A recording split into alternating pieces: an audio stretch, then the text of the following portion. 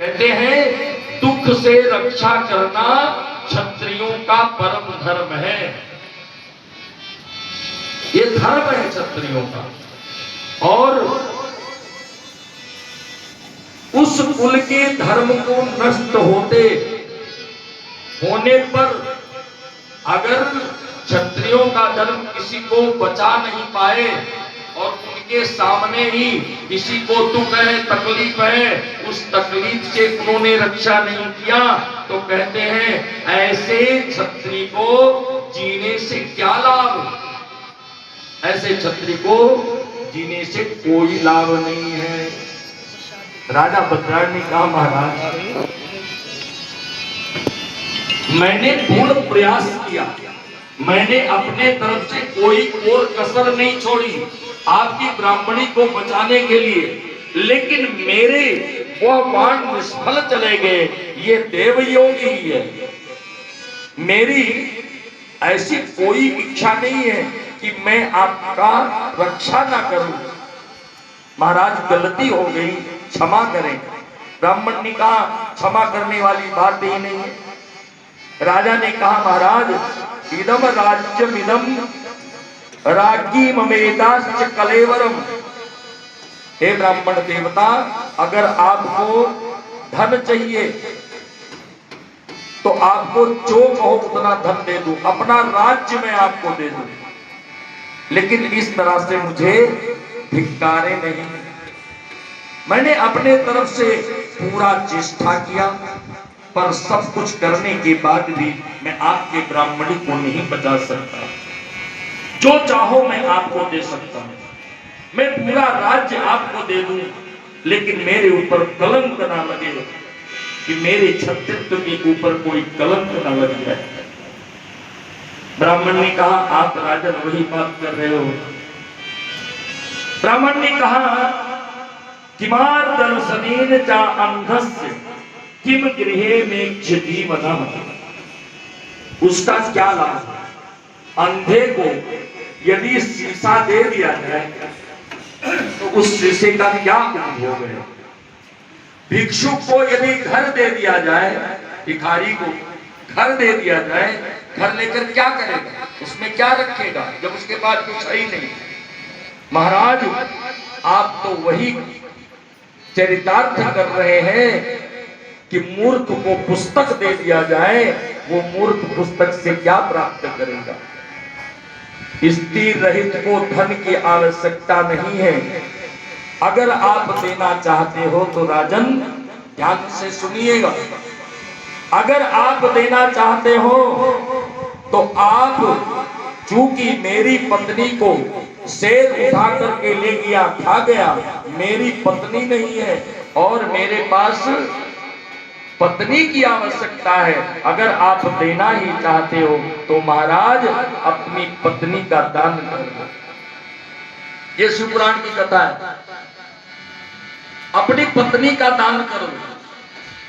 राजा ने कहा, महाराज क्या बात करते हो, लगते तो ज्ञानी हो पर बात मूर्ख की तरह कर रहे हो। राजा ने भी ब्राह्मण बने भगवान शिव से कहा, नाम के ब्राह्मण हो क्या, ऐसा कोई करता है क्या। महाराज परदारेषु भोगेन यद पापम समुपार्जितम। अरे पर स्त्री गमन करने का तुम्हें पाप लगेगा और तुम नरक के वासी बनोगे, नरक में जाओगे, कैसे ब्राह्मण हो। ब्राह्मण ने कहा, महाराज अगर आप देना चाहते हो तो दीजिए अपनी पत्नी, नहीं तो मैं चला और जो मिलेगा उसी से मैं एक ही बात कहूंगा, ये राजा भद्रायु अपनी प्रजा की रक्षा नहीं कर सकता। इसलिए जो राजा अपनी प्रजा की रक्षा ना कर सके वो राज सिंहासन पर बैठने के योग्य नहीं है।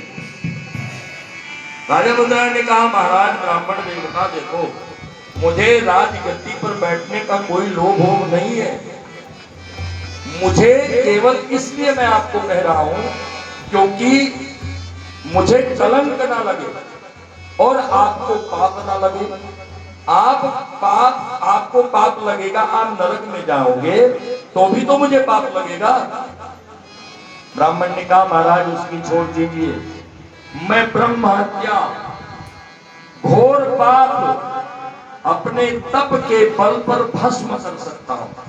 ये मैंने कह रहा हूं, शिव पुराण में लिखा हुआ कि आस्ताम ब्रह्मपदम घोर मणिमत्र निवेशनम तापसाहा विधियम्यामि पुना परिणारकम। शिव पुराण में लिखा हुआ है कि ब्राह्मण ने कहा कि पत्नी भोग पर स्त्री भोग की तुम बात करते हो, अरे ब्रह्म हत्या घोर महापाप जैसा अपने तप के बल से मैं भस्म कर दूंगा, फिर पर स्त्री के भोग की बात ही क्या करते हो, सब पाप नष्ट कर दूंगा। आप देने वाले बने। राजा भद्रायु ने विचार किया।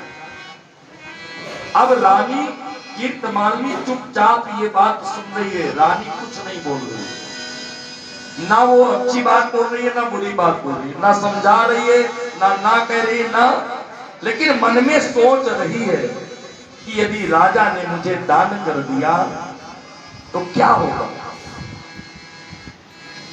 राजा ने कहा महाराज मैंने विचार कर लिया। राजा ने विचार किया कि मैं अपने पत्नी को दान करके इस ब्राह्मण को दे दूंगा और मैं खुद अग्नि में कूद जाऊंगा, मैं जल करके भस्म हो जाऊंगा, मैं नहीं रहूंगा यदि तो मेरे ऊपर कोई कलंक नहीं लगेगा और दान का फल भी मुझे मिल जाएगा और इनका जीवन भी चल जाएगा। इसलिए राजा भद्रायु ने संकल्प पूर्वक अपनी पत्नी कीर्तमालिनी का ब्राह्मण को दान कर दिया और दान करके तुरंत चिता बनवा करके और उस पर अग्नि लगा करके उसमें कूद गए राजा भद्रायु। और राजा भद्रायु जब कूदे, भगवान शिव अपने रूप में आ गए, राजा भद्रायु को उठा लिया अपने हाथों पर और बिठाया। भक्तराज मैं तुम्हारी परीक्षा ले रहा था। तो फिर ये सब क्या था? कहा कुछ नहीं था। देखो वो हमारी ब्राह्मणी आ रही है, उधर से ब्राह्मणी आ गई और ब्राह्मणी आई, ब्राह्मण देवता प्रसन्न हो गए। कहा देखो राजन मैं शिव हूं और ये पार्वती है, वो जो शेर था वो माया रूप था, मैं आपकी परीक्षा ले रहा था। राजा ने कहा महाराज ऐसी परीक्षा अपने भक्तों का मत लीजिए, लेकिन ऐसा परीक्षा अगर आप किसी और भक्त का लेंगे तो अनर्थ हो जाएगा महाराज। या तो दान की महिमा घट जाएगी या तो फिर कोई भक्त ही नहीं रह जाएगा आपका।